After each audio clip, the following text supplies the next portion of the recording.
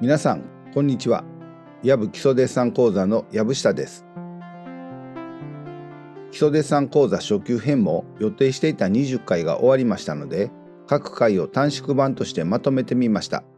すでにご覧いただいている方は復習のつもりで、初めてご覧になる方は各回の詳しい解説動画を説明欄に上げておきますから、そちらもぜひご視聴ください。それでは始めましょう。第11回玉ねぎを描く。今回の要点は2つです。1、玉ねぎの薄皮の表現。薄皮の重なりによる色味の濃淡を表現する。薄皮の厚みが見えている部分はその厚みを表現する。ヘタの部分の表皮の強い折れ曲がりは明暗のコントラストを強めて表現する。モチーフの質感は光の跳ね返し方で決まるため、消しゴムでデッサンするつもりで明るさを表現する。2、量感の表現。玉ねぎは変形した球体と考え、ヘタの部分は変形した円柱形と考える。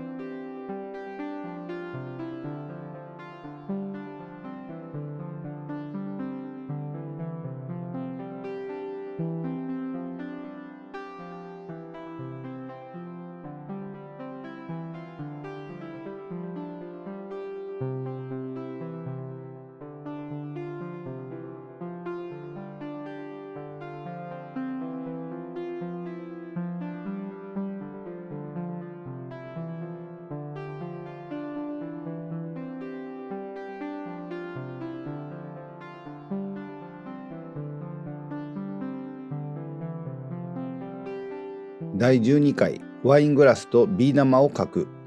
今回の要点は2つです。1、複数モチーフによる空間表現。手前のものは強く濃くはっきりと描き、遠くのものは弱く薄くぼんやりと描きます。常に全体を意識して各モチーフの空間の中での位置関係を考えながら強弱をつけます。2、ガラスの質感表現。ガラスの特徴は何といっても透明なこととキラッと光ったハイライトがあることです。その逆にガラスの厚みがあるところはかなり色味がついていたり非常に暗い部分があります。この明暗のコントラストで透明感やハイライトを表現します。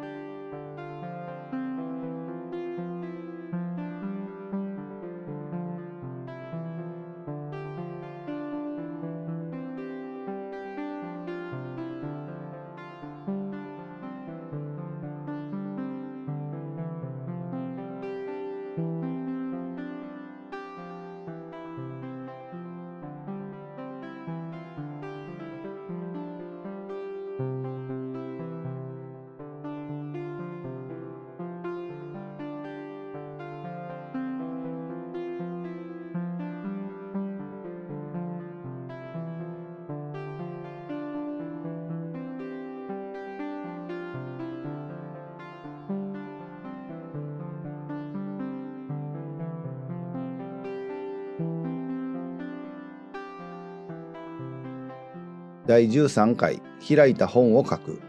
今回の要点は4つです。1、形は直方体の変形と考え、二点透視図法の約束を守る。2、直方体の明暗変化を適用する。3、紙の厚みを表現する。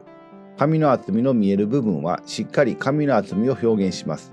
それが紙の材質感と存在感の表現につながります。4、文字は面の形に沿うように割り付けて書く。文字の縦線の傾きが狂うと表面から浮き上がって見えますから、割り付け線の傾きに注意しながら書きます。小さな文字ですから、文字らしく見えれば OK です。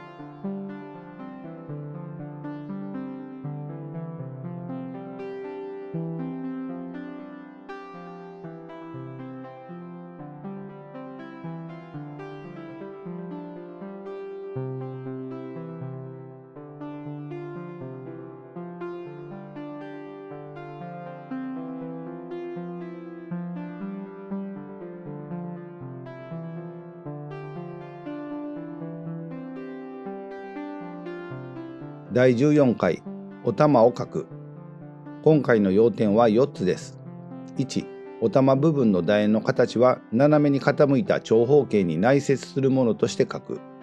2、お玉の曲面は形に沿う方向の線プラス映り込んでいるもので描く。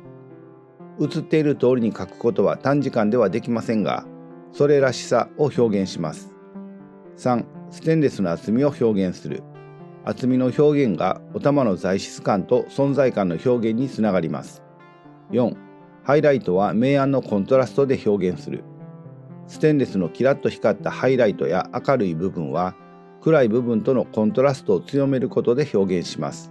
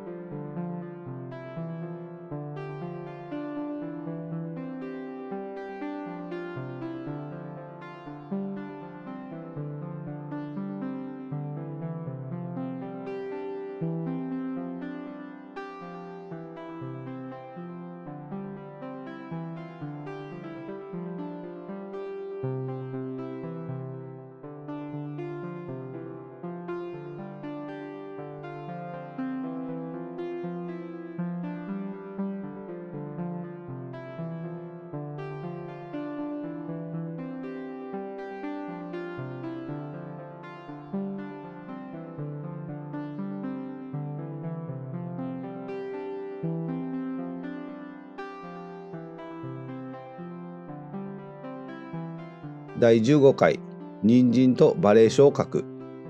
今回のテーマは4つです。1、自然形態は基本形態、立方体、円柱、球体の変形や組み合わせとして形や明暗を考える。2、曲面を持つモチーフは下と影側の反射光や回り込む曲面の描写に注意する。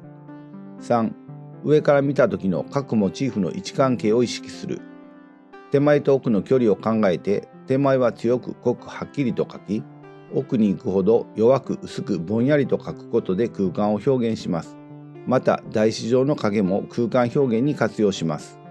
4、モチーフの細部を表現することで材質感やそれらしさを表現する。